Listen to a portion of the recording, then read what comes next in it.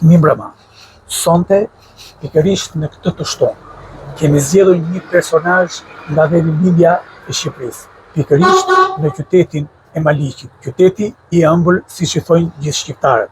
Me mua sot dhe për ju, dhe për emisionin Personazhe në Fokus, gazetari i mirënjohur Endri Axhi. Endri, faleminderit që je pjesë e emisionit Personazhe në Fokus për të dhënë të fokusin e një njeriu që sot i jep një zëvë të fortë gjithë komunitetit të zonës Maliqit, po pse edhe rajonit të Korçës. Faleminderit juve, është kënaqësi që të kem për krah një gazetar si ju, edhe pse jemi koleg, por të interesohesh nga ju për mua është shumë kënaqësi. Para nëse ne të kalojmë këto pyetjet tona në rrugtimin e jetës tënde si gazetar, si një njeri me veprimtari shumë të mëdha në këtë qytet modest do ta thosha, po me njerëz shumë të mëdhenj që i ka dhënë artit shqiptar, i ka dhënë intelektualëve shqiptar, po gjithçka. Për gjithë shikuesit e këtij emisioni, kësaj mbrëmje të shtune, në një qytet si Maliqi ku malet rreth e qark janë të mbuluara me borë. Kush është Ender Axhi?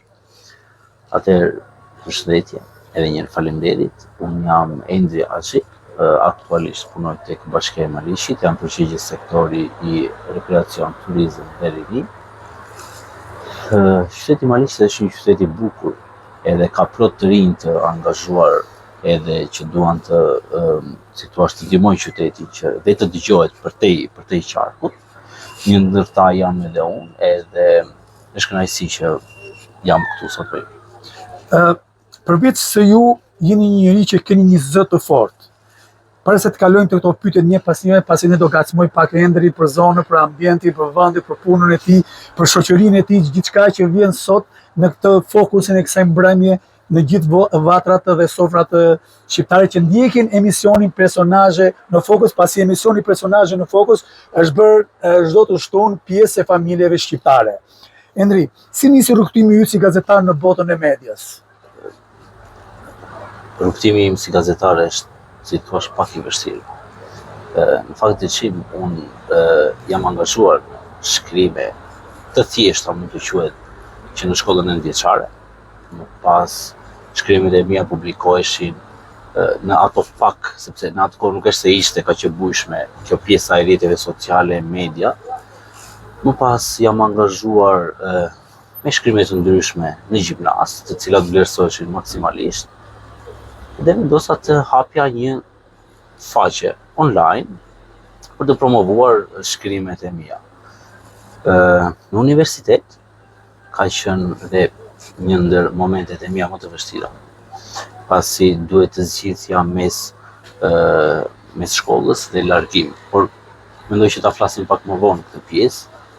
Domethënë ka qenë iniciativa që nga shkolla dhe më pas ka qenë thjesht dëshirë brenda që Endri kishte qejf që qytetin e vet ta promovonte nëpërmjet një rrjeti social, nëpërmjet ca shkrimeve, ca dorëshkrimeve. A kishte Endri ndonjëherë godiste? Jo. Thjesht bëja shkrime sociale. Tema të ndryshme, A ishin ndjeshë me Endri që të shkrimet sociale? Patjetër. Tema për rinin, domethënë tema që kishin bënin më shumë, flasim për një periudhë në kohën e gjimnazit dhe në periudhën e universitetit, po. Dhe më pastaj u angazhova edhe në disa media lokale dhe jo vetëm, në disa portale gjithashtu shumë të njohura. Dhe këto më kanë dhënë akoma më shumë eksperiencë për të punuar dhe për ta zgjidhur, si thua, median si një ndër çështjet më kryesore në jetën time. Për të kaluar një nga pyetjet për problemet, gacmoj edhe pak na tregosh atë realitetin ose fokusin e këtij qyteti. A ka të rinë këtë qytet? Pasi Maliqi është një qytet pak më larg që unë thash, një qytet i ëmbël i Shqipërisë, në vendlindje, ku bora fillon shpejt, jemi në muajin janar dhe normale këtu pak i freskët ambienti, por Endri qëndron në këtë qytet, nuk është larguar. Unë jam larguar një herë më përpara dhe jam rikthyer.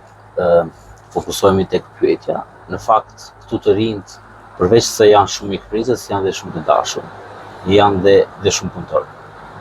Ka të rinj të cilët kanë zgjedhur që të punojnë në vend, ka të rinj të cilët kanë krijuar bizneset e tyre, por ka dhe të rinj që kanë zgjedhur të largohen. Pra kjo nuk është një, si thua, një smundje, në thonjza e qytetit të Maliqit, por është një smundje e gjithë Shqipërisë, ku realiteti tregon që dhe të rinjt kanë zgjedhur që të largohen nga vendi i tyre. Në fakt, qyteti i Maliqit është shumë mikpritës. jo vetëm nga pjesa e të rive, por qyteti Maliqit është edhe si vend është goxha mikpritës, si familje, traditat janë shumë të pasura, kemi zakone të ndryshme të cilat janë ndër zakonet më të rëndësishme të kulturës dhe të trashëgimisë kulturore të Shqipërisë. Kështu që do t'i tregoj pak më vonë dhe kulturën dhe traditat. Për t'i thënë më tepër shikuesit e emisionit Personazhe në Fokus, pikërisht ne sot ndodhemi në qendër të qytetit së vogël të Maliqit. Po të dëgjoni pak a shumë, të dëgjoni zhurmat e mjeteve, pasi ne jemi në një ambient privat dhe po marrim drejt për drejt emrin për të dhënë atë pjesën e një bukurie të një qyteze që edhe këtu ka gjallëri dhe këtu ka njerëz. Cili ka qenë momenti më sfidues në gjatë karrierës tënde si gazetar dhe në media sociale, në media apo mangësirat që ti krijon në pjesën tënde të përditshme Endri? Po për këtë fola edhe pak më parë me preka, por nuk të përgjigja. Një ndër momentet e mia më të vështira ka qenë momenti kur unë jam larguar nga Shqipëria. Ka qenë momenti kur unë isha në vit të parë universitet. Në duhet të zgjidhja mes të studiuarit në Shqipëri, pra në qytetin e Korçës, atje kam mbaruar mësues në shkencë sociale. Ose të zgjidhja të largohesha dhe të punoja për një ekonomi më të mirë. Nëse do zgjidhja që të largohesha detyrimisht, do duhet të largohesha dhe pak nga shkrimet, nga media, sepse puna jashtë nuk është një punë që do shkonim drejtor, do themi. Puna jashtë është një punë krau, një punë që vërtet me disa të ardhura, por dhe ka edhe mundim, ka edhe lodhje dhe s'do më jepte mundësinë që t'i fokusohesha më shumë shkrimit, medias edhe portaleve. Dhe ka qenë moment shumë i vështirë. Paradite punoja në Vreshtë të Arushin. U largova, përfundimisht jam larguar nga Shqipëria. Dhe në ato momente, në ato vite, unë isha i larguar me ide që nuk do kthehesha. Por vullneti dhe dëshira për të mos iu ndarë medias më bëri që të riktheheshe përsëri në Shqipëri? Të rikthehesha përsëri, por ato 5 vite që unë kam jetuar në Itali, paradite punoja në Vreshtë të Arushi, punoja në tenda, punoja në Baltën, se tani gjithë shqiptarët ashtu punojnë. Dhe se kam punuar punë krau sa jam lodhur. Dhe mbas dite shkruaja bëja shkrimet të cilat citoheshin disa nga shkrimet më të mira këtu në qarkun e Korçës dhe shkrimet në Shqipëri. Më pas kam vendosur që të rikthehem. Kam vazhduar shkollën, e kam mbaruar dhe jam futur punoj tek Bashkia. Sot Endri është me një familje të mrekullueshme përkërisht këtu në këtë qytet. Përveç saj, si arritët ju që të drejtoni portalin Maliqi.al? Është një ndër zgjedhjet po ashtu më të rëndësishme të mia. Është shumë bukur kur merr eksperiencën nga shumë portale. Është po ashtu shumë bukur kur merr eksperiencë nga shumë kolegë, nga shumë njerëz të cilët janë miqë dhe ta duan të mirë. Dhe unë kam punuar në shumë portale të cilat kanë qenë portale vërtet me kolegë të mirë, me gazetarë të cilët ma donin të mirë. Dhe arrita deri aty sa unë në vend që të punoja për një portal tjetër, pse jo, mos hapja një portal i cili do i shërbente komunitetit të vendit tonë, të qarkut tonë dhe jo vetëm, të gjithë Shqipërisë. Dhe aku jam. A ka pas presione Endri, dash nga institucionet, do shkrimet apo shkrimet e juaja, apo dikush nga larg që Endrit i thonë jo pse shkrove këtë, jo po unë jam kështu, jam më i fortë, se rrjetet sociale tashmë janë bërë aq shumë tani në fake, sa shpeshherë gazetarët sulmohen, njerëz të ndryshëm sulmohen, njerëz që merren me artin, njerëz që merren te biznesi të kushdo. Kushdo ka dëshirën me një Facebook apo një rrjet social fake, fillon është zbraz çdo gjë që ka. A ka pas ende të tilla probleme? Situata është një situatë që ndodh me shumë portale. Por jo çuditërisht nuk ka ndodhur me mua. Unë nuk është se kam pasur një presion. Në gjëra të vogla, apo që jo nuk mund t'i quaj presion. Sepse ka qenë një djalë që jam fokusuar më shumë realiteti. Dhe gjithmonë realiteti është vlerësuar. Edhe nëse është gabim, madje ka ndikuar që është zgjidhur një problematik. Në momentin që unë kam shfaqur një problematik të ngritur ndoshta nga një qytetar, ose ndoshta nga një situatë e vënë re nga unë, ose nga një shkrim, përkundrazi, për te kritikës, unë kam marrë vlerësim. Faleminderit që ti e shfaqe si problematik dhe ne arritëm ta zgjidhim. Ka pasur shumë. Po që presione ose Presione të ndryshme vjen ja. Po tani është diçka që ju e mbuloni para sy se ne jemi në fokusin një bisede, apo thjesht Endri është me të vërtet statik me të thënë që thotë unë s'kam pas presione, se çdo gazetar ka presione, por që gazetar ka pasur gazetar nuk ka asnjë ditë mos jetë nën presionin e trysnisë, jo vetëm politikës, po çdo lloj grupi që ekziston. Nuk e kam quajtur presione. Ka pasur presione në gjëra të vogla, po për mua presioni është i madh. Dhe nuk e kam ndier presion. Thjesht e kam ndier sugjerim ose një fjalë ose një diskutim. Sepse janë fokusuar kryesisht në problemet që vërtet janë në qark. Si ndikon media lokale në komunitet në zhvillimin e saj? Media lokale ndikon shumë sepse po ta shikosh trendin e ri, gjithë janë nëpër telefon. Të gjithë në kafe, në publik, lajmin e parë marrin nga telefoni. Janë rrjetet sociale, është vetë ajo sëmundja e digitalizimit është ndjekja e rrjeteve sociale. Dhe ne detyrimisht jemi shumë potencial, prandaj edhe duhet jemi shumë të kujdesshëm për te lajmit, për te asaj çka ne flasim, fakti që impakti është kaq i madh, ne duhet jemi të kujdesshëm të dimë çfarë të flasim, të dimë çfarë të nxjerrim, sepse një telefon mund të jetë në dorën e një të miturit. Kështu që edhe kur nxjerrin lajme të cilat kanë të bëjnë me lajme sensitive shumë të ndjeshme, duhet të paktën ta marrim në shumë burime.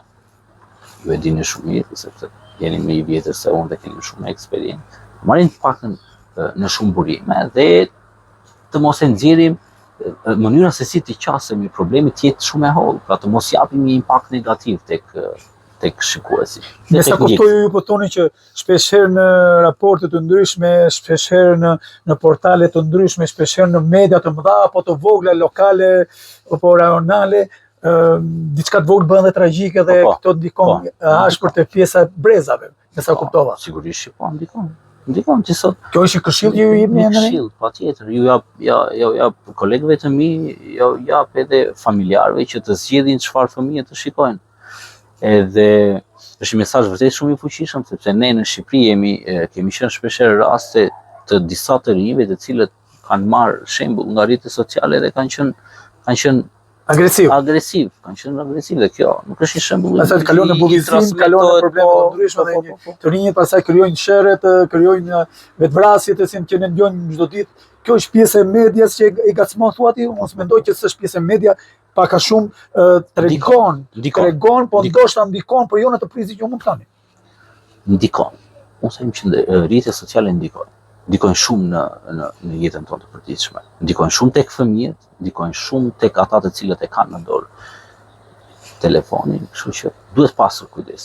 Duhet pasur kujdes nga të gjithë. Për te të mirave që kanë rrjetet sociale që të ndihmojnë, të informojnë, por e ka dhe këtë lugë helmi të thuash në tonë, që ndonjëherë keq interpretohet, mesazhi nuk është ai që duhet të jetë. Prandaj duhet pasur shumë kujdes. Përveç gazetarisë, ju jeni punonjës edhe një institucioni të bashkisë. Si ndikon puna, pasi ju keni jetuar edhe në shtetit, pak shkurtër nëse mundesh na jetosh puna në Itali me punën që bën në Shqipëri. Si e shikon ti, meqense ke jetuar në 42 vende edhe kështu? Si e shikon? Patjetër. Të jetuarit në Itali më ka mësuar shumë gjëra. Edhe për mua për te universitetit, për te masterit, për mua emigrimi ka qenë një master ose si thua një doktoratur për mua, sepse ka mësuar në radhë të parë të vlerësoj lekun. Në fakt, të vlerësoj lekun është e fundit, por në radhë të parë kam mësuar të vlerësoj familjen. Dhe shëndetin. Kjo është pjesë e jetës. Dhe shëndetin. Dhe familja ka qenë e vetmja që kur më merrte në telefon më pyeste si je. Për te të gjithave miqtë sigurisht që merrnin, pyesin, por ata e dinin se jeta andej, domethënë për ata që nuk kanë qenë në emigrim, ke punuar, sa lek ke bërë, domethënë e vetmja është familja që thotë si je. Pra të vlerësosh familjen në një kohë si kjo është shumë e rëndësishme. Prandaj dhe jam rikthyer dhe kam krijuar një familje, kam dhe dy çufta shumë të bukur. Do kalojmë tek ajo sepse kisha pyetjen e radhës që Endri është babai i 2 vajzave. Si ndjehet jeni babai i 2 vajzave, pikërisht në një vend, në një qytet kaq të vogël? Madje kur ma bën pyetje më buzëqesh fytyra, dhe jo vetëm fytyra edhe shpirti. Edhe jam shumë i lumtur. Jam shumë i lumtur që kam mundësia ime ishte që të jetoja akoma në Itali, të punoja dhe mbase edhe të ardhurat e mia do ishin shumë më shumë se sa dhe punoj këtu, por kam zgjedhur të kthehem në Shqipëri dhe të krijoj familje. E falenderoj Zotin që më ka dhënë një familje shumë të ngrohtë, një familje të mrekullueshme. Kam përkrahjen e bashkëshortes në çdo vendim edhe në çdo si të thuash edhe problem, sepse ndikon familja te profesioni juaj, sepse ju jeni 2 profesione, ndikon dhe më ndihmon. Po kur Endri bën ato do shkrimet që ju i hidhin në faqen Maliqi Pikal dhe ndoshta Endri ka bërë një shkrim pak a shumë në disa fragmente të gabueshme. Si ndikon bashkëshortja? Nëse mundesh. Po, patjetër që ndikon. E para njëherë më suporton, nëse shikon që unë jam i lodhur, më thotë shiko se kjo nuk është një lajm aq, është thjesht një lajm shumë i thjeshtë që mund ta bëj dhe unë, sepse nuk është se mund t'ja lëm dot të gjitha. Thjesht më ndihmon dhe mua më mjafton vetëm fjala dhe mbështetja morale, pastaj gjitha s'kan, sepse kam punuar në punë shumë. Si ndikon shoqëria ke Endri si gazetar? Pak e vështirë. Unë kam miq dhe shok shumë dhe nuk më shohin si gazetar, se ndonjëri gazetari është njëri. Është njëri, me gjitha, patjetër. Si në jetën e përditshme. Por që koncepti mendoj unë tek miqt e kolegët, gazetarinë e shikon shumë lart. Në një person që informon edhe që ka mundësi që ta shprehë të vërtetën siç e do. Ka një shoqëri që më kupton. A ka dikush që mund të thotë Endri që ti je gazetar dhe ne nuk shprehemi dot flasin kaq shumë ty. Sepse ju gazetarët jeni pak skeptik në pozicionin me fjalë. Mesha kapo. Po, ka mesha kapo. Ku jeni në kafe, në çajra, në shoqëri? Mesha kapo. Po. E thonë, shpreh. Ka pas. Po Endri si përgjigjet. Do. Shko mjafton një buzëqeshje dhe do ta kuptojnë vetë. Që s'kan. Ndonjëherë më mirë të mos përgjigjesh është një përgjigje. Kështu që. Është më bukur të mos i përgjigjesh një thjesht një buzëqeshje është një përgjigje shumë. Ne do të bëj edhe një pyetje tjetër ndoshta pak më spec, po Endri do jeti sinqert për ta thënë apo jo. A ka pas rasti që Endri ka bërë disa shkrime jo vetëm në portale, por në shumë artikuj, sepse pas ju keni qenë gazetari kronikave të ndryshme. Ne pilës të falenderoj sepse Endri është për ju shikues shpeshe ka sjell kronika edhe në televizionin Apollon, pasi ne kemi një lidhje shoqërore dhe miqësore midis 2 kolegësh dhe është pjesë edhe e lajmeve, kronikave dhe lajmeve në televizionin Apollon, por e ke pas një shok që ka ndërhyjë ka thënë jo Endri, këtë do ta bëj se jam unë, ose ndonjëherë deri keni arritur deri aty që të tregoj dhe forcën të jo. Shikoj se unë jam ky dhe bëj. Jo, nuk kam pasur. Përkundrazi, unë kam pasur shumë mbështetje maksime. Kjo pyetje ime vjen sepse qytetet e vogla pak a shumë njëri tjetrin shumë afër dhe çdo pyetje është e bukur, e kupton, sepse kanë në thelb atë idenë e saj. Por tek mua jo. Unë gjej rastin të falenderoj kolegun tim Armand Brown, gazetarin e Report TV, gjithashtu edhe kryeredaktorin e Pukradisi Press. Është një ndër kolegët e mi i cili më ka qendruar. Armand, falenderoj nëse e shikoni emisionin, falenderoj dhe unë si mik. Më ka qendruar shumë afër, jo vetëm si mik, si shok, por edhe si vëshkues nga si thua publiku, duke më dhënë sugjerime, duke më thënë që shiko se kjo duhet kështu. Do thënë, kemi shkëmbyer ato bisedat për ta përforcuar më tepër dhe më mirë dhe më saktë informimin e publikut në media, në rrjetet sociale.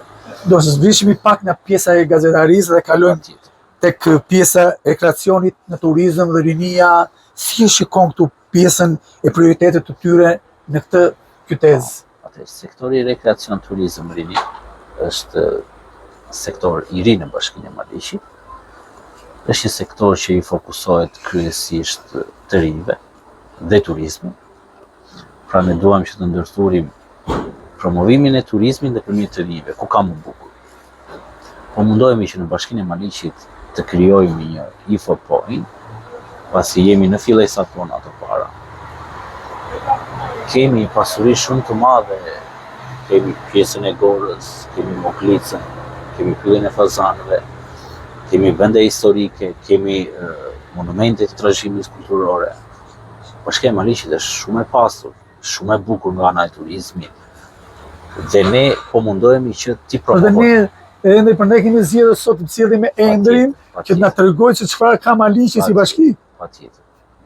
Pasuritë natyrore janë shumë të bukura. Prandaj dhe ekziston ky sektor që ti sapo përmendë. Dhe do mundohemi që Maliqin ta shfaqim më shumë, sepse është vërtet një ndër vlerat më të bukura të gjithë Shqipërisë. Cilat janë planet afat-shkurtra dhe afat-gjata në fushën e medias dhe angazhimin publik që ka Endri sot në mendjen e tij? A mundet na i shpresh, na i thuash? Patjetër. Unë jam një djalë që i provoj të gjitha mundësitë për të arritur aty ku dua. Kam aplikuar disa herë tek Ministria e Turizmit për shumë projekte. Gjithashtu kam aplikuar dhe vetë si individ, për krijimin e një podcasti, sepse vërtet Qarku Pikal dhe Maliqi Lajme është një portal i cili mbahet nga disa reklama të vogla, por që nuk është se kemi buxhetin që ne të krijojmë një podcast për të informuar dhe për të punësuar të rinj. Pra, ideja ime është që krijimi i një podcasti në qytetin e Maliqit do ishte pothuajse një zë akoma më i bujshëm, akoma më i bukur, akoma më i fuqishëm për të rinjtë të qytetit dhe një mundësi për të punësuar, pse jo. Prandaj dhe kam bërë disa aplikime, ky është një ndër projektet e mia afatgjatë. Shpresoj që me mund edhe me sakrificë të arrijë. A ka aktivitete kulturore? Ka. Qyteti i Maliqit? Kemi Pallatin e Kulturës. Pallati i Kulturës Dimitër Rogocka është një ndër pallatet më të bukur të Shqipërisë. Ka aktivitete, krijojmë. Ka aktor, ka këngëtar, ka artistë të ndryshëm të llojit të zhanreve të ndryshëm. Kemi aktor, kemi piktor, kemi tani ne po e rikonstruktojmë Pallatin e Kulturës, pasi na u doq shumë vite më përpara. Shpresojmë që brenda disa muajve të hapet dhe patjetër që do rigjallërohet qyteti. Edhe pse nuk ka qenë në funksion. Qyteti ka qenë shumë aktiv. Edhe aktivitete të ndryshme, bashkëpunim me shkollat, kemi pasur të rinj shumë aktiv. Domethënë qyteti i Maliqit është i zhurmshëm. Është vërtet i zhurmshëm për te i bukurisë që ka, patjetër. Meqense nxorroj këtë pjesën e aktivitetet duke pas të rinj të ndryshëm që janë pjesë e thjesht e bashkisë Maliq. Edhe ne të dy bashkë sonte që jemi përballë kamerës për gjithë shikuesit e këtij emisioni për të dhënë atë fokusin e kësaj qyteze. Pikërisht jemi këtu në një ambient atë që unë përmenda pak më parë, në fokusin pas nesh është shëtitore kryesore besoj e qytetit qytetës Maliqit. Kjo gjalleri, përveç se moshave të reja, a ka dhe moshat të treta që janë pjesë e aktiviteteve dalse në mbrëmje këtu pikërisht këtu në Maliq? Patjetër. Ja, ndoshta te kamera e të Apollon nuk duket, por që po ta shikosh jo vetëm të rinjt, dhe mosha e tretë fillojnë dhe bëjnë atë ecjen e rutinën e mbrëmjes. Por kemi një fat të keq në thojza që është shumë ftohtë. Dhe të qenë shumë ftohtë ndonjëherë të detyron të rish brenda, të detyron të mos dalësh. Por përsëri kemi moshë të tretë të cilët përveç se dalin bëjnë atë rutinën, angazhohen edhe në aktivitete kulturore. Përveç saj, si do ta cilësonte Ender Axhi gazetarin nga 1 deri ke 10? Gazetarin që unë bëj apo gazetarin në përgjithësi? Në përgjithësi gazetarin? Gazetaria, unë mendoj që është aq e bukur, por dhe e kundërta. Dhe duhet të dish ta përdorësh, duhet të jesh një gazetar i drejt, i mirë, aty ku duhet, edhe të qenit i drejt ndoshta i bën dhe një favor shumë të madh dhe komunitetit, sepse gazetaria është pushteti i katërt dhe unë mendoj që gazetaria të mëson notin, por të mbyt dhe me një pikë ujë. Kështu që duhet profesionalizëm. Cili është dëshira parë që në moment që Endri mori atë notën e gazetarisë edhe filloi shkrimin e parë, ma më gjë? Si ishte shkrimi jot i parë? Shkrimi im i parë, shumë pyetje bukur, faleminderit që ma solle, e kisha në kujtesë, por nuk është se. Shkrimi im i parë është kush e ndryshon, njeriu hapësirën apo hapësira njeriu. Është një ndër shkrimet e para që unë e kam bërë në moshë të vogël dhe kam dhënë ato idetë e mia, si e ndryshon njeriu hapësirën dhe si hapësira ndryshon njeriu. Pra bashkëveprimi që ka njeriu dhe hapësira. Kështu që është një ndër shkrimet që edhe sot po ta lexoj më jep nostalgji, më tregon kohën, më tregon sa shumë u lumtoja për ta bërë këtë shkrim. Është bukur për mua. Boshllëk në vetvete Endri që pjesa e gazetarisë e zëvendësonte boshllëkun në brendësi? Po për mua është pasion. Nuk A ka Endri vetë a ka ndonjë personazh gazetar idhull? Ja, është pasion që ka lindur. Të gjithë gazetarët kanë cilësitë e tyre. Gjithë gazetarët të cilët... Kush ka qenë ditë parë që ju ka qenë drejt gazetarisë? Thjesht pasion. Nuk jam fokusuar nga askush. Nuk kam pasur një shembull. Pasioni për të shkruar, pasioni për të lexuar, edhe duhet ta citoj pak atë ndjesinë time kur unë jam larguar nga universiteti. Kam shkuar për të punuar në Itali, edhe vetmja gjë dhe i vetmi mendim që rrinte në kokën time ishte fakti se ai do i përfundoja dot studimin universiteti. E më larguar në vit parë siç e përmenda. Dhe e vuaja nga brenda. Dhe kur shikoja miq e shok që i thnin foto, video në universitet, nuk ndihesha mirë. Jo se i kam pasur zili ose i kisha zili. I doja shumë, i kisha miq shok, por thjesht diçka brenda me më të trazonte për të diçka, për të qenë aty ajo pjesa ku ti mendoje. Për të kthyer dhe për ta përfunduar universitetin. Përveç kësaj, gati një vit më parë do të thosha, pasi ne jemi në 2026 dhe zgjedhjet ishin 2025, ne ishim një pjesë e Partisë Socialiste dhe ishte ajo pjesë varga e madhe e deputetit që duam. Ç'ne Endri zgjodhi të jetë midis gazetarisë dhe politikës? Po jo vetëm, shka unë që në moshë të vogël kam kandiduar për përfaqësues në shkollë, në gjimnaz gjithashtu kandidoja, në universitet gjithashtu kam kandiduar për përfaqësues i studentëve në fakultetin ku unë jetoja, ku unë studioja. Yes. E kam pasur, më buron, thjesht kam bërë aplikim. Ndoshta... A të ka zhvilluar politika, Endri? Tani... Pak e vështirë? Është pak e vështirë. Për ta këtë përgjigje? Shumë e vështirë. Sepse... Si e ka tron politikën me gazetarinë? I ndaj, jo. Gazetaria është gjë tjetër. Politika është politikë. A mendon që në vetvete Endri për kaq kohë mbasi ka zbritur nga ajo varka e madhe e politikës, tashmë ajo tek ajo pjesa e punës tënde, midis gazetarisë dhe punës në institucion, që thotë kam bërë gabimin që unë jam marrë pjesën e politikës, apo thjesht e ke lënë heshtje? Jo, nuk kam bërë gabim. Sepse shiko, unë politikën e kam parë ashtu si e shikon Endri. Dhe politika të servir ashtu si çdo gjë të servir anën e mirë dhe anën e keqe. Dhe unë kam marrë anën e mirë. Dhe jam fokusuar tek pjesa ku puna ime vlerësohet. Atë që unë bëj jep një produkt.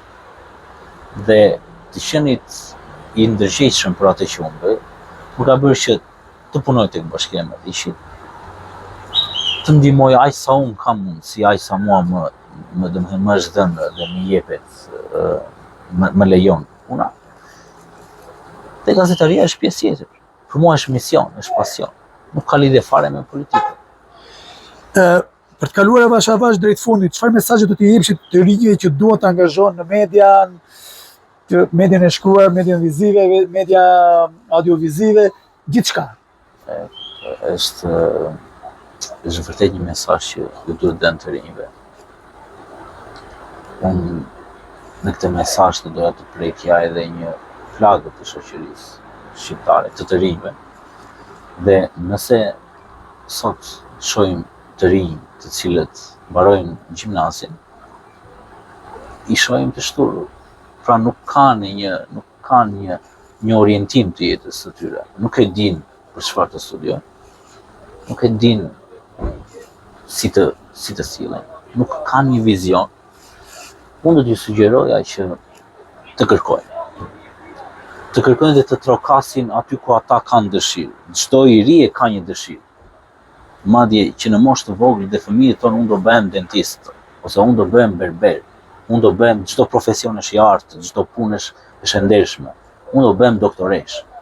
Shko trokit, studio, vendos ndiq pasionin, le ta ndjekin dëshirën e tyre. Dhe të këmbgulin.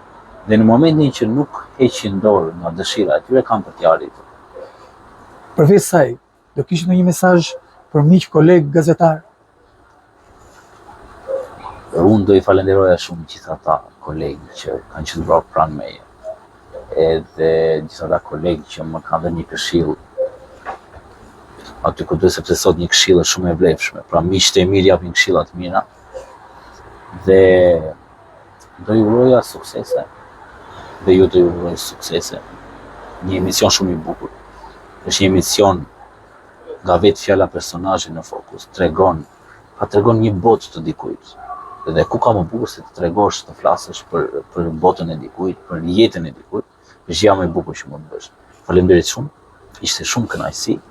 Unë sonte këtë emision, Endri, doja që ta mbyllje me ty dhe doja që të ma mbyllje ti këtë emision, pasi me të vërtet ti je miku i emisionit Personazhi në Fokus, ne faktikisht jemi në vitin e 4 të emisionit Personazhi në Fokus, dhe pikërisht doja ta mbyllje ti nga qendra në këtë mbrëmje, nga qyteza e bukur e Maliqit.